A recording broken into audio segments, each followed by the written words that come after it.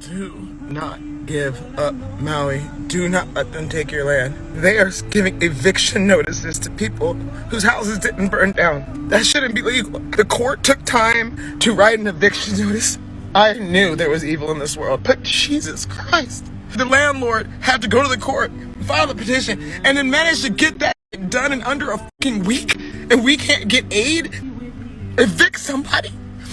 The thing I want you to pay attention to is look at this palm trees and everything. This is not 80 miles per hour. In fact, they show a next point that I've been talking about, how far the hurricane was from them. And you see, they say 75 miles per hour. That's not 75 miles per hour. Okay, now this is in Cabo when the hurricane was near it. This was sustained winds at 30 miles per hour with gusts up to 55 miles an hour. And look at the difference in the palm trees, and that again is 28 miles per hour for sustained winds with gusts up to 55 miles per hour. That's it. I will move this hour by hour up, and you see it gets up to 60 max on wind gusts. That's it.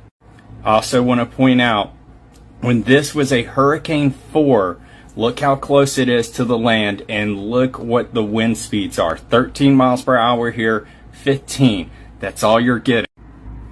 So now, Hurricane Dora, Category 4, look how far away it is. And they're trying to show on there that it was 75 miles per hour.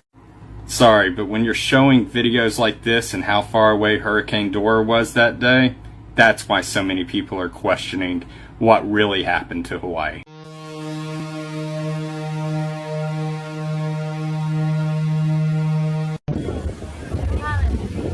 Look behind you. Insane. Whoa, did you see that just shoot across? Did anyone else see that?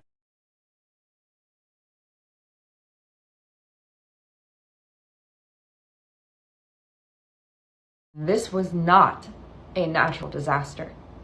This was a direct energy attack on the people and the place of Maui. If you know what lives there, what descendants live there, you know why. And you know why it happened on 8/8. They came in and they took control. There were trees standing and the buildings gone.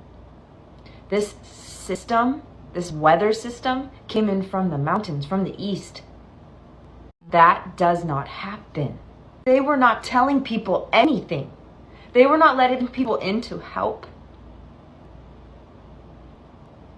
And they were letting people go in to get burned alive. There were people burning alive in the streets. There were people dead in the water.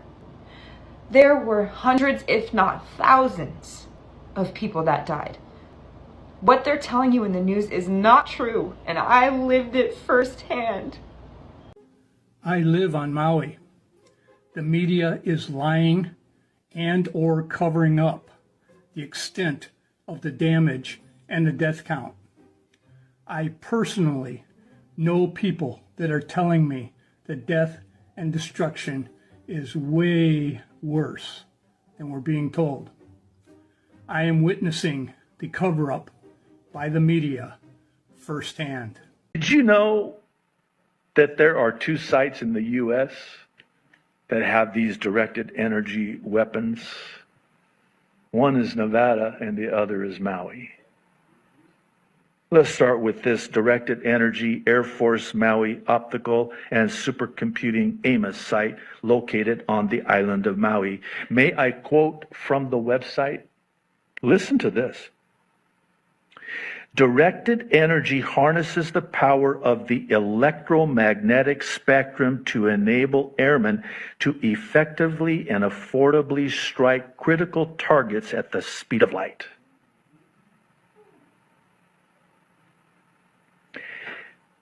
Question, why Maui?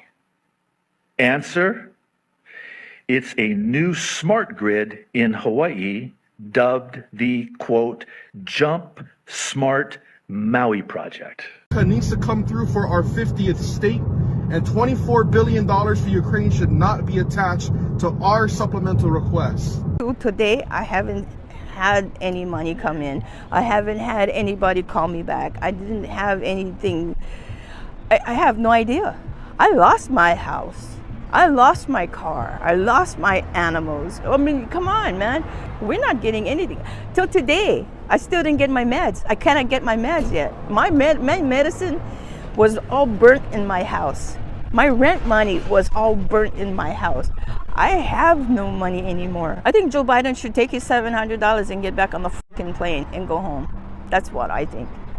Because $700 compared to all the millions he's giving to Ukraine, why? We need it. And we're citizens and we cannot get money. But if they're not citizens, they get gazillions of dollars from the USA. Where's our government? Fix your house before you fix somebody else's house. Is this how, like, your community, other Hawaiians you know, locals, indigenous people, is that how they feel, pretty much how you feel? Everybody feels that way. Come on.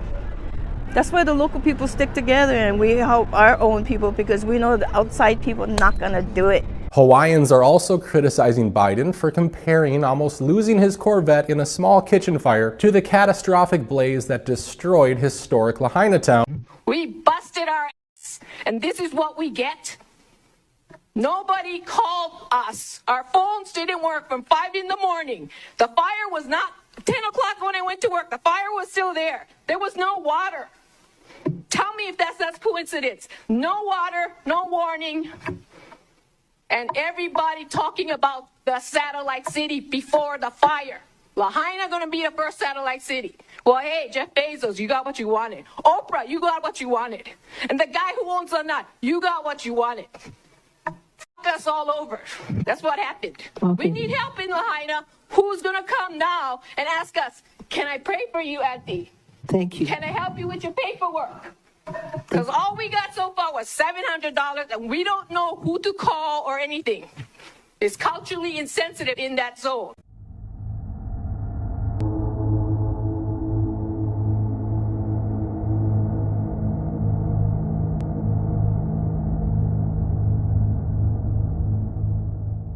It does appear like a bomb and fire went off. It does appear like a bomb and fire went off. Be a new Lahaina in its own image, its own values.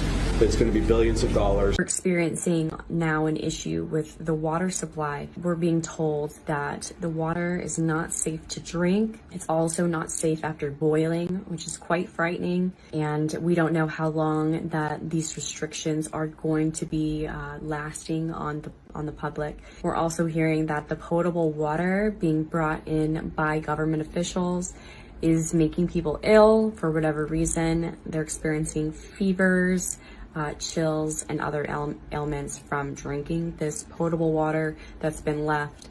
So I really urge you guys to please be careful on, ingesting this water and where you're getting it from. Apparently over 1,000 body bags in massive containers and refrigerated trucks on the other side of the island right now. The government's trying to blame them. They didn't sound a siren. There was no helicopters that came. People had gone and picked their kids up from school and brought them home and left them home. No warning. No military came. The whole community is mourning the deaths of over 1,500 people. They killed innocent men, women, and children by not helping, by not sounding alarms. People were asleep in their homes with their babies and their children. Where was the county? Where was the state? Where was the Red Cross?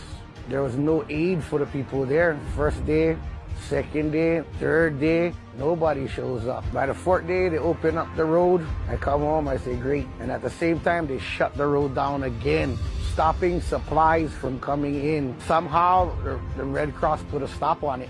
So the containers were just sitting there at a hotel in Ka'anapali. Politicians more about words than action. Sometimes too much education, you lose common sense along the way. If you guys want to donate, don't donate to the Red Cross.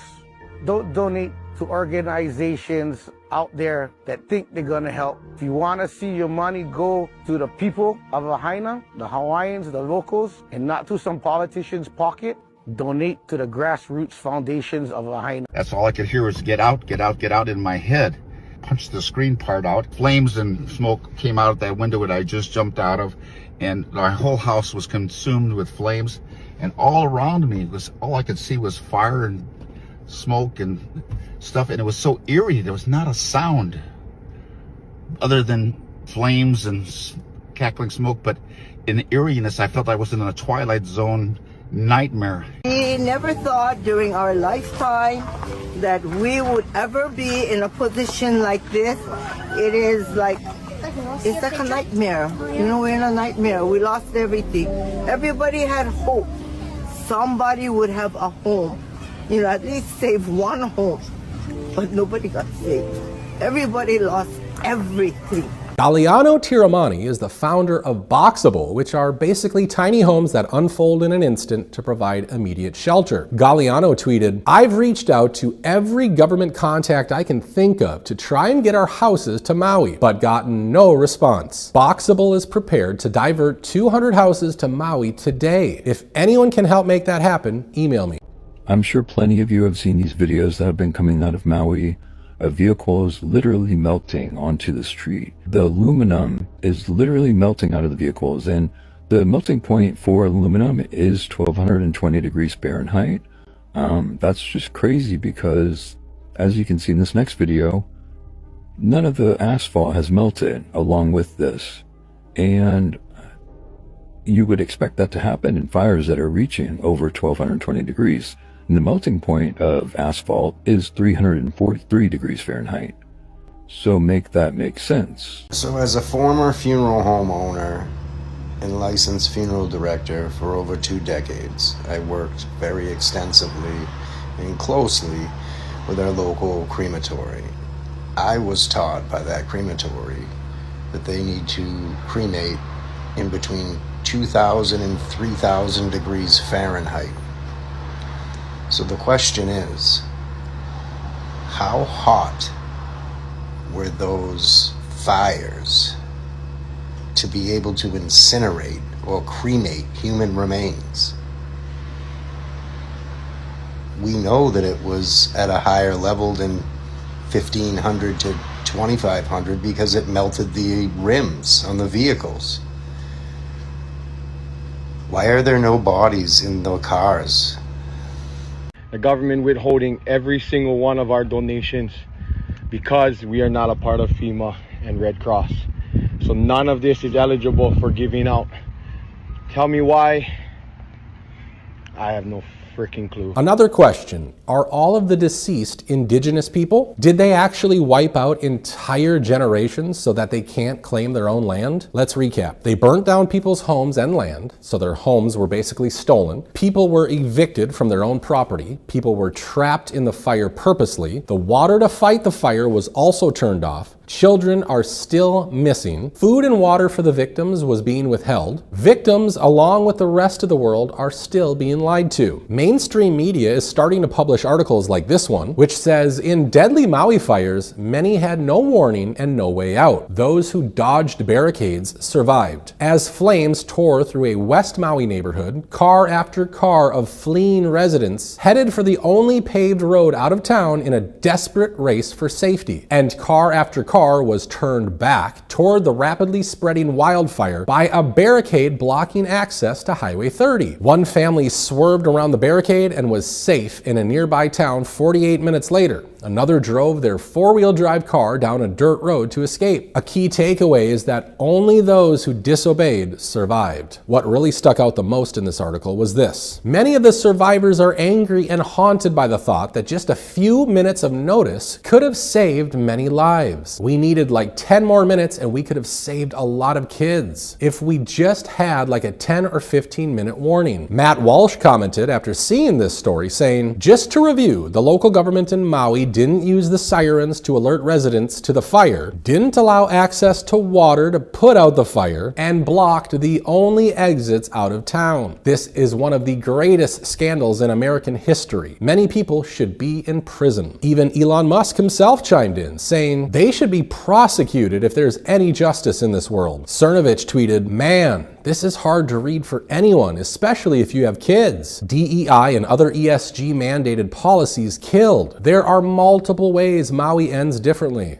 Alarms go off. Amber Sleepy emergency style texts get sent. Water basin for firefighting is filled. On and on. The survivors of the fire in Maui are left homeless, jobless, and without money. Robert F. Kennedy tweeted, President Biden just offered a $700 payment per household to Maui residents. He's also asking for $25 billion for Ukraine. Let's do a little math. There are about 50,000 households in Maui. $25 billion adds up to $500,000 per household. That gives you some idea of what this nation is sacrificing to fund the war machine. Not to mention, refugees get $2,275. So Hawaiians get $700 to rebuild their entire lives.